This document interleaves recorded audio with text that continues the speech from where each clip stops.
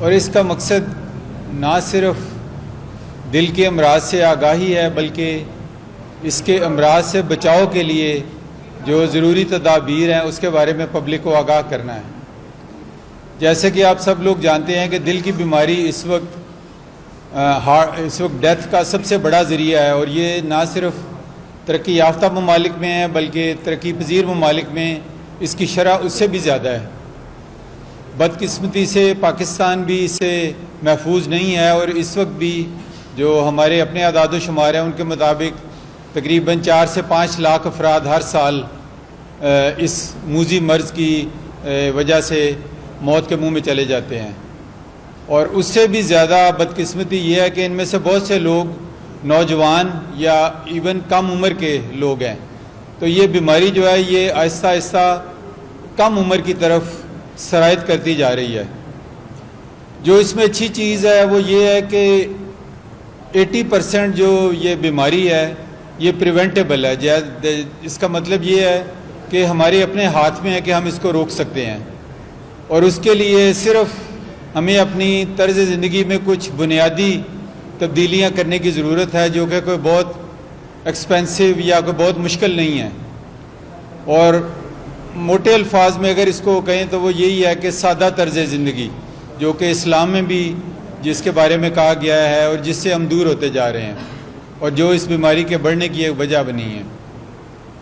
اس کا مطلب یہ ہے کہ ایک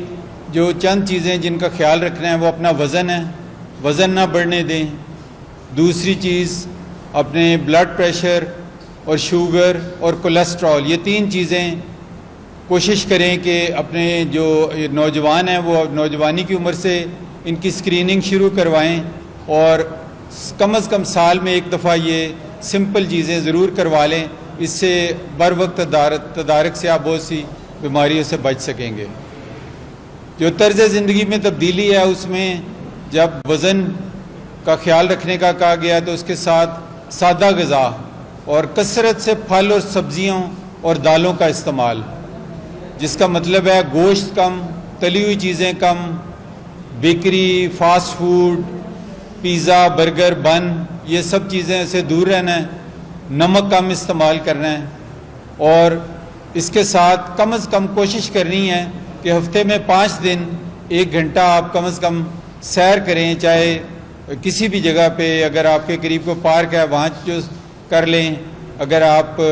کسی جم کے ممبر ہیں وہاں جا کے ایکسرسائز کریں۔ یہ چیزیں اگر آپ اپنے نہ صرف اپنے لیے بلکہ اپنے خاندان اور اپنے بچوں کے لیے بھی شروع کروائیں تو آج سے 10-20 سال بعد ہم اس بیماری سے کسی حد تک چھٹکارا پا سکیں گے، کیونکہ یہ مغربی ممالک نے یہ دکھا دیا ہے کہ ان چیزوں کے اوپر کام کرنے سے اس بیماری کا زور کم کیا جا سکتا ہے، اور یہ ایک پریونٹیبل ڈیزیز ہے۔ تو اس لیے ہمیں کوشش کرنی چاہیے کہ ہم اپنے اسلامی اصولوں پہ عمل کریں اور کوشش کریں کہ اپنی زندگی میں سادگی کو اپنائیں اور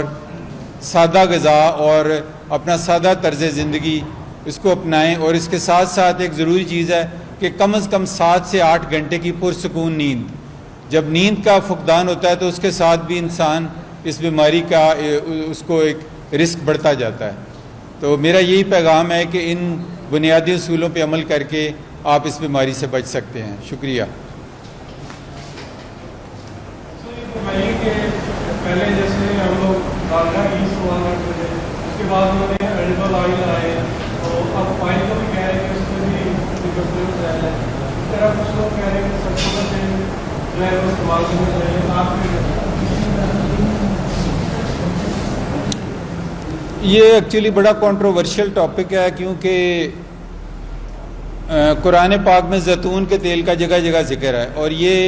اب میڈیکل سائنس نے ثابت کیا ہے کہ سب سے اچھا جو آئل ہے جو ہارٹ کے لیے بھی اور جسم کے لیے وہ زیتون کا تیل ہے۔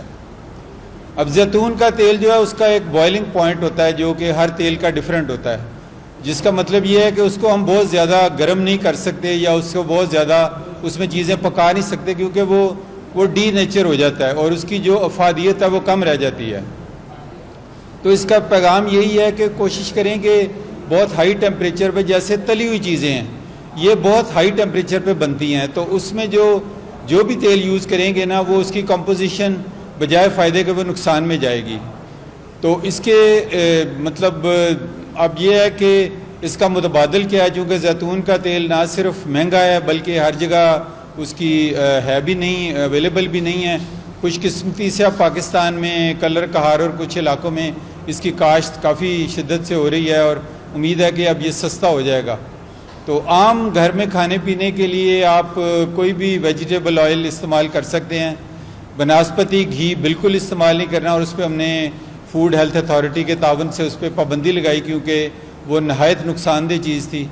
اور اس کے علاوہ دیکھیں جو موٹی موٹی چیز ہے کہ ڈبوں میں جو بھی چیزیں بند بازار میں ملتی ہیں وہ کسی نہ کسی حد تک نقصان دہ ہے، چاہے وہ تیل ہے، چاہے وہ شربت ہے، چاہے وہ بوتل ہے۔ تو جو بھی چیز آپ کو تازہ مل سکتی ہے وہ بہتر ہے۔ تو اب اگر مکھن یا گھی کا کہا جائے تو وہ بہت کم مقدار میں شاید اتنا نقصان دہ نہ ہو، بجائے اس کے کہ آپ اگر اس کا مقابلہ کریں خدا نہ خواستہ کسی مضر صحت آئل کے ساتھ، کیونکہ کئی ہمیں رپورٹس ملی کہ جس چیز سے گھی بناتے ہیں وہ انڈسٹریل آئل ہے، اور وہ فوڈ گریڈ کوالٹی کا آئل نہیں ہے جو امپورٹ ہوتا ہے، پام آئل۔ تو اس لیے یہ ایک مطلب مشکل سا ایک ہے۔ کوشش کریں کم سے کم تیل یا گھی یا مکھن جو بھی استعمال کر رہے ہیں بہت کم ڈالیں، اور چیزوں کو تلیں نہ۔ اگر آپ پرانے آج سے 50-60 سال پہلے چلے جائیں، ہم تو اس چونکہ زمانے میں گزرے ہوئے ہیں، تو وہ بہت معمولی سا ڈال کے اور ہانڈی میں سلو کوکنگ کرتے تھے، جو کہ سب سے اچھا اور یعنی کہ قوت بخش طریقہ ہے پکانے کا۔ بدقسمتی سے وہ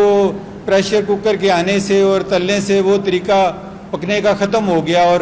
خواتین بھی شاید اتنا ٹائم نہیں دے رہی اس کو، کیونکہ وہ سلو کوکنگ کا پروسیس تھا، اس میں جو کھانے کی افادیت تھی وہ برقرار رہتی تھی۔ تو اس لیے یہ مطلب اس کا مختصر سا حل ہے، لیکن میرے ساتھی جو ہے شاید اور روشنی ڈال سکیں، کیونکہ یہ بڑا اہم ٹاپک ہے اور ہر ایک کو افیکٹ کرتا ہے۔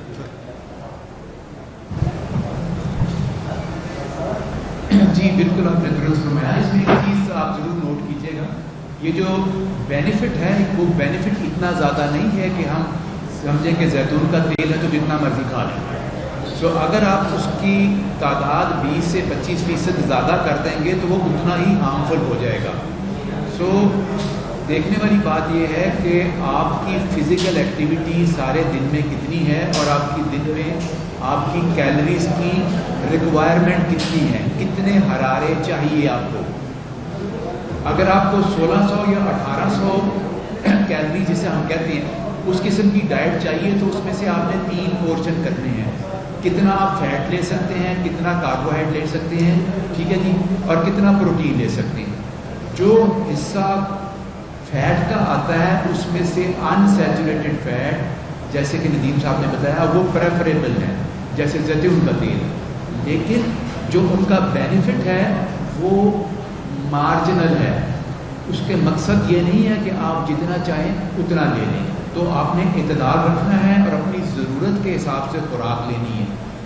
اگر آپ کا وزن بڑھ رہا ہے تو آپ اپنی خوراک سے